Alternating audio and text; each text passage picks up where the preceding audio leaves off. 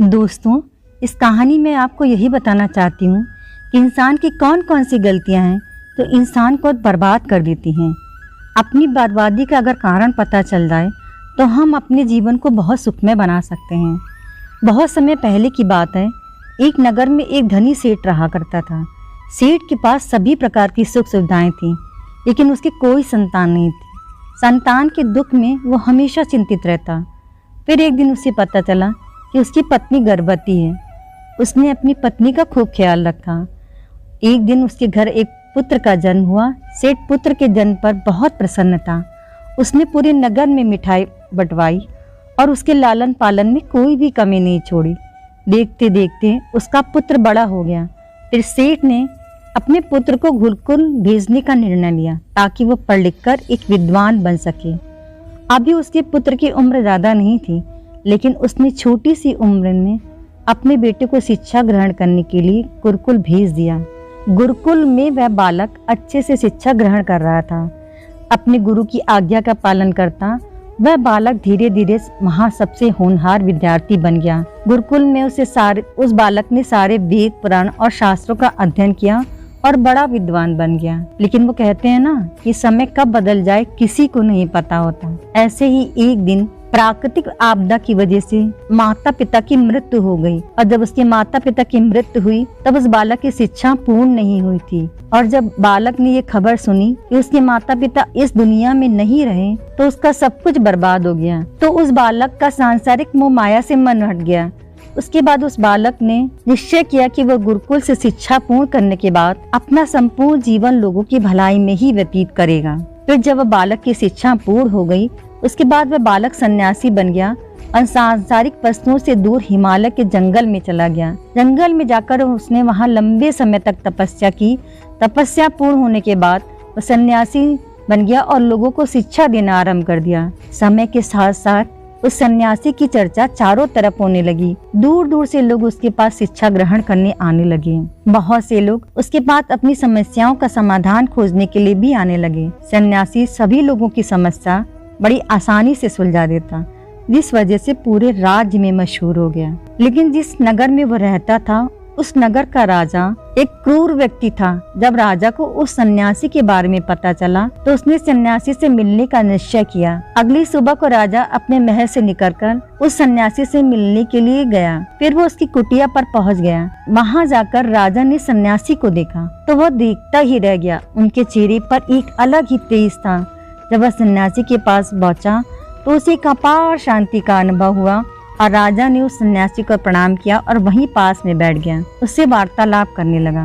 वो राजा पहली ही मुलाकात में सन्यासी के व्यक्तित्व से इतना प्रभावित हुआ कि उसने उसी समय अच्छाई की राह पर चलने की ठान ली और मन ही मन सोचने लगा कि इतनी छोटी सी मुलाकात में ये सन्यासी मुझे इतना बदल सकता है, तो अगर ये हमेशा मेरे साथ रहने लगे तो मेरी जिंदगी ही बदल जाएगी। यही सोचकर राजा ने सन्यासी को अपने महल में चलने के लिए आग्रह किया। राजा का आग्रह सुनकर सन्यासी मान गया। वो राजमहल चलने को तैयार हो गया। फिर राजा सन्यासी को लेकर राजमहल की ओर चल दिए। राजमहल पहुँचने पर राजा ने सन्यासी का खूब आदर सत्कार किया। उसके बाद राजा ने सन्यासी को एक कमरे में भोजन करवाया। भोजन के बाद सन्यासी ने राजा को धन्यवाद दिया और राजा से जाने की आज्ञा मांगी। ये सुनकर राजा ने कहा कि आप हमारे बाग में जब तक चाहे रह सकते हैं। आपको यहाँ किसी भी प्रकार की कोई असुविधा नहीं होगी। आप यहाँ पर रहेंगे तो हमारी प्रजा को भी अच्छा लगेगा और हमें भी अच्छा लगेगा। ये सुनकर सन्यासी ने राजा का प्रस्ताव स्वीकार कर लिया। उसके बाद राजा ने सेवकों से कहा कि सन्यासी महाराज के लिए बगीचे में रहने का, खाने का और वस्त्र आदि का प्रबंध किया जाए। राजा की आज्ञा के अनुसार सेवकों ने एक सुंदर सी कुटिया का निर्माण कर दिया। उसके बाद वह सन्यासी उसी कुटिया में रहने लगा। सन्यासी को उसकी कुटिया में रहते कई साल बीत गए। इस दौरान राजा ने उनकी खूब सेवा की, परंतु कई सालों बाद एक दिन राजा को कोई आवश्यक कार्य से दूसरे राज्य जाना पड़ा। लेकिन उन्होंने एक वफादार सेवक को सन्यासी की सेवा के लिए नियुक्त कर दिया, परंतु वह सेवादार राजा के जाने के बाद बीमार हो गया और अपने घर चला गया, कभी लौटकर वापस नहीं आया। तो सन्यासी ने क्रोध में आकर उस राजा को खूब खरा खोटा सुनाया और राजा से कहा कि राजन, जो जिम्मेदारी तुम पूरी नहीं कर सकते वो उठाते ही क्यों हो। तब राजा ने सन्यासी से क्षमा मांगते हुए कहा कि भगवान, यदि मुझसे कोई भूल हो गई हो तो मैं उसके लिए आपसे क्षमा मांगता हूँ, मुझे क्षमा कर दीजिए। आप अपना क्रोध शांत करिए और मुझे बताइए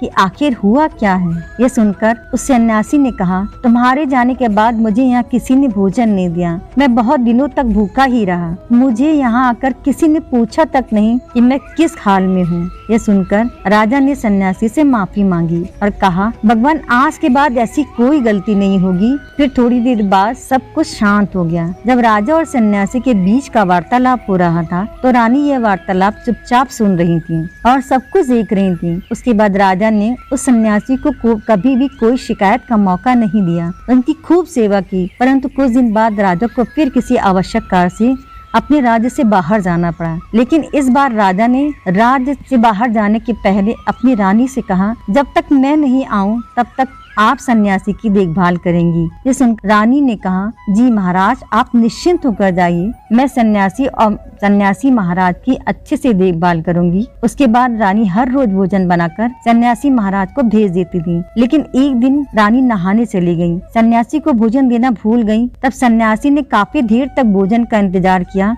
लेकिन जब भोजन नहीं आया तब सन्यासी सोच में पड़ गया कि आज खाना क्यों नहीं आया। उसके बाद सन्यासी ने सोचा कि वह खुद महल में जाकर देखेगा कि आखिर अब तक खाना क्यों नहीं आया। वह महल पहुंच गया। जब महल के अंदर पहुंचा तो उसकी नजर रानी पर पड़ी। रानी के लंबे लंबे काले केस जो उनकी कमर पर लहरा रहे थे, उनकी कजरारी आंखें जो देखने मात्र से ही घायल कर रही थीं, उनकी हिरनी जैसी चाल, रानी के इतने सुंदर रूप को देखकर सन्यासी मोहित हो गए और रानी की सुंदरता सन्यासी के मन में घर कर गई। वहाँ से बिना कुछ कहे सन्यासी अपनी कुटिया में लौट आए। सन्यासी रानी के रूप की सुंदरता को भुला न सका और उन्होंने खाना पीना छोड़कर अपनी कुटिया में ही पड़े रहे। कई दिनों तक कुछ नहीं खाया पिया, जिस वजह से वो बहुत कमजोर हो गए। फिर कुछ समय बाद राजा वापस लौटे। उन्हें सन्यासी की हालत का पता चला तो वो सीधे सन्यासी के पास पहुंच गए और बोले, भगवान, क्या बात है, आपको क्या हो गया है और आप इतने कमजोर कैसे हो गए हो? कोई चिंता है या किसी गहरी सोच में डूबे हो? क्या मुझसे कोई भूल हो गई है? तब सन्यासी ने कहा, नहीं राजन, आपसे कोई भूल नहीं हुई। यह सुनकर राजा ने कहा, तो फिर क्या बात है,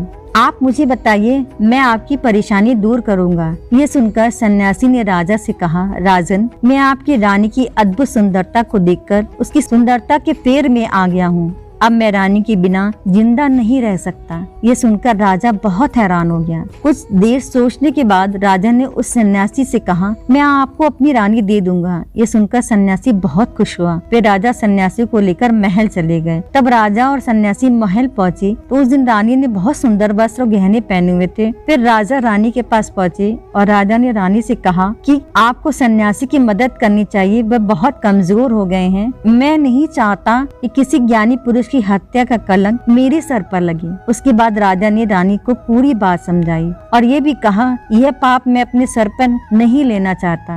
राजा की बात सुनकर रानी ने राजा से कहा, आखिर इन सन्यासी के दुख का कारण क्या है? तो राजा ने रानी से कहा, आपकी अद्भुत सुंदरता के वे दीवाने हो गए हैं। राजा की ये बात सुनकर रानी ने कहा, राजन, आप चिंता मत करिए, आप सब कुछ मेरे ऊपर छोड़ दीजिए। मुझे पता है कि मुझे अब क्या करना है। आपके ऊपर न तो सन्यासी की हत्या का पाप लगेगा और न ही मैं अपने पवित्र धर्म का नाश होने दूंगी। रानी की ये बात सुनकर राजा ने रानी को सन्यासी को सौंप दिया। उसके बाद सन्यासी रानी को लेकर कुटिया पर पहुँचे। जब रानी सन्यासी की कुटिया पर पहुँची, रानी ने सन्यासी से कहा, हम दोनों के रहने के लिए घर होना चाहिए, हम इस झोपड़ी में नहीं रह सकते। ये सुनकर सन्यासी राजा के पास गया और राजा से जाकर बोला कि हमें रहने के लिए घर चाहिए। सन्यासी की बात सुनकर राजा ने उनके लिए घर का प्रबंध कर दिया। फिर सन्यासी रानी को लेकर घर पहुंचा तो रानी सन्यासी के साथ उसके घर पहुंची तो रानी ने सन्यासी से कहा कि घर तो बहुत गंदा है और इसकी हालत बहुत खराब है, मैं इस घर में नहीं रह सकती। ये सुनकर सन्यासी फिर से राजा के पास गया। राजा के पास आकर बोला, हे राजन, जो आपने हमें घर दिया है उस घर की हालत बहुत खराब है। सन्यासी की बात सुनकर राजा ने घर की हालत ठीक करवा दी। उसके बाद फिर रानी घर के अंदर गई, नहा धोकर बिस्तर पर आई। फिर सन्यासी भी बिस्तर पर आ गया। फिर उसके बाद रानी ने सन्यासी से कहा, आपको पता है कि आप कौन हैं और आप क्या बन गए हैं? आप एक महान सन्यासी हैं, जिनके लिए राजा स्वयं सारी जरूरतों की वस्तुएं उपलब्ध कराते हैं, जिनके पास लोग दूर दूर से ज्ञान ग्रहण करने आते हैं, जो लोगों को सत्य की राह दिखाया करते थे, जो लोगों की समस्याओं का समाधान करते थे, जिनको सभी लोग अपना गुरु मानते थे, जिनको सब भगवान के रूप में पूजा किया करते थे, और आज आप वासना के कारण मेरे गुलाम हो गए हैं।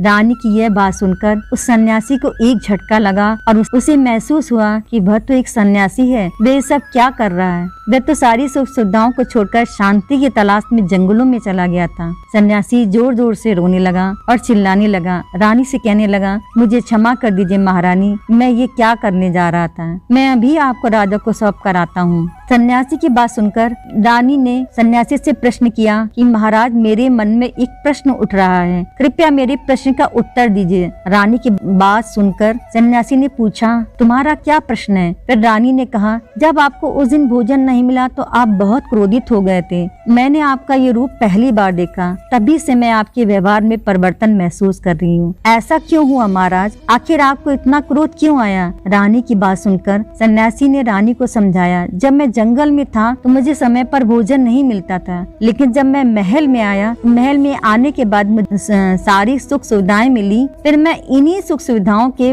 मुंह में फंस गया और मुझे इसके प्रति लगाव उत्पन्न हो गया। फिर मुझे इसको पाने का लालच उत्पन्न हो गया और जब ये मुझे नहीं मिला तो मेरे अंदर क्रोध उत्पन्न हुआ। फिर सन्यासी ने कहा कि महाराज सच तो ये है अगर इच्छा पूरी नहीं होती तो क्रोध उत्पन्न होता है और अगर इच्छा पूरी हो जाए तो लालच बढ़ जाता है। फिर सन्यासी ने रानी से कहा, इच्छा की पूर्ति मुझे वासना के द्वार तक ले आई और मैं आपके प्रति आकर्षित हो गया। इसके बाद वो सन्यासी रानी को लेकर राजा के पास गया। बोला, राजन, मुझे क्षमा कर दीजिए, मुझे अपनी गलती का एहसास हो गया है। ये लो आपकी रानी, मुझे यह सब नहीं चाहिए। मैं अपनी इच्छा के अधीन होकर गलत कार्य करने जा रहा था और अपने जीवन को बर्बाद कर रहा था, लेकिन अब मुझे सब कुछ समझ आ गया है। उसके बाद सन्यासी ने कहा, हे राजन, मनुष्य की बर्बादी का कारण उसकी 4 आदतें हैं। दुनिया में हर व्यक्ति के अंदर ये 4 अवगुण होते हैं। अगर व्यक्ति ने इस पर नियंत्रण कर लिया तो वो दुख और परेशानियों से बच जाता है। जो व्यक्ति इन चारों पर नियंत्रण नहीं कर पाता वो बर्बादी के कगार तक पहुंच जाता है। यह सुनकर राजा ने कहा, महाराज, आप मुझे वो 4 आदतें बताइए जिससे कि मनुष्य की बर्बादी हो जाती है। फिर सन्यासी ने राजा को मनुष्य को बर्बाद करने वाली 4 आदतों के बारे में बताया। पहली आदत है इच्छा, क्योंकि इच्छा दुनिया की हर व्यक्ति के अंदर पहला अवगुण होता है और जो व्यक्ति अपनी इच्छाओं को नियंत्रण में नहीं रख पाता वो जीवन के किसी भी क्षेत्र में सफल नहीं हो पाता। जैसे ही उसकी एक इच्छा पूरी होती है वो दूसरी की तरफ बढ़ने लगता है, दूसरी पूरी होती है तो वो तीसरी की तरफ बढ़ने लगता है। उसके मन में इच्छाएं जागृत हो जाती हैं और वो उन्हें पूरी करने लगता है। ऐसे करते करते इच्छाओं पर नियंत्रण खोने के कारण इसी जाल में फंसा रहता है और दुखी हो जाता है। फिर सन्यासी ने कहा, राजन, दूसरी आदत है वासना।